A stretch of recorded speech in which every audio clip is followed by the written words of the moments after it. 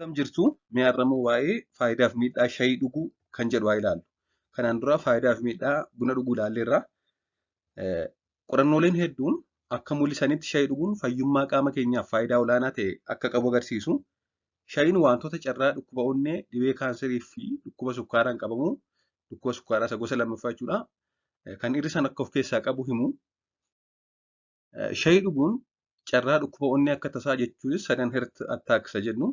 Akkasumas dhibee istirookii dhiigni sammuu keessatti jigu yookaan hiddi dhiigaa sammuu keessa jiru cufamee dhiiga gahaa sammuuf geessu dhabuu kana carraa akkasii namarraa ni xiqqeessa. Lafeen keenya akka jabaatu ni godha. Kana malees immoo kolesteroolii qaama keessa jiru hir'isuufis kanneen gargaaran keessaa tokko shayii dhuguudha. Akkuma kana dhiibbaa dhiigaa ol ka'aa ta'e gadi buusuu irratti faayidaa qaba. Nyaata booda nyaanni nyaanne akka salphaan nuuf bullaa'uuf akka nyaanni nyaanne salphaatti daakamuuf ni gargaara. Muraa garaa yookaan garaan yoo nama ciniinee nama rakkisa ta'e isa kana salphisuuf ni gargaara. Dhukkubbii garaa jechuudha. Akkasumas fayyummaa fi jabina ilkaanii irrattis illee gahee guddaa qaba. Fayyummaaf jabina ilkaanii, fayyummaaf jabina lafee jechuudha. Walumaa galatti isaan kanaaf ni fayyada. Akkasumas shayii dhuguun foolii badaa afaanis ni hir'isa. Namoonni tokko tokko foolii afaanii gaarii hin taane kan qaban jirus akka kanaafis ni fayyada jechuudha.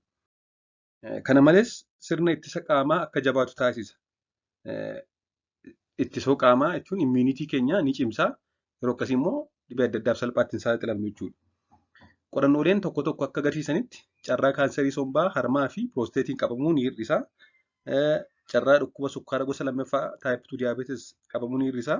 Akkasumas dandeettii yaadachuu, qalbeeffachuu fi fuulleffannaa ni dabala.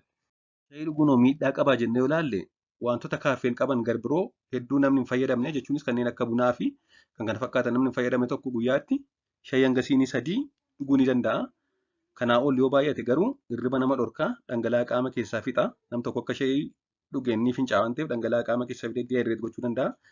Rukunnaa onnee jeequu akkasumas nama nannaasisuu fa'aa fiduu mala jechuudha yoo baay'ate yoo guyyaatti siinii 3 ol ta'e. Kanaan ala garuu rakkoo hin qabu waan dhaggeeffattaniif galatoomaa turtii gaarii.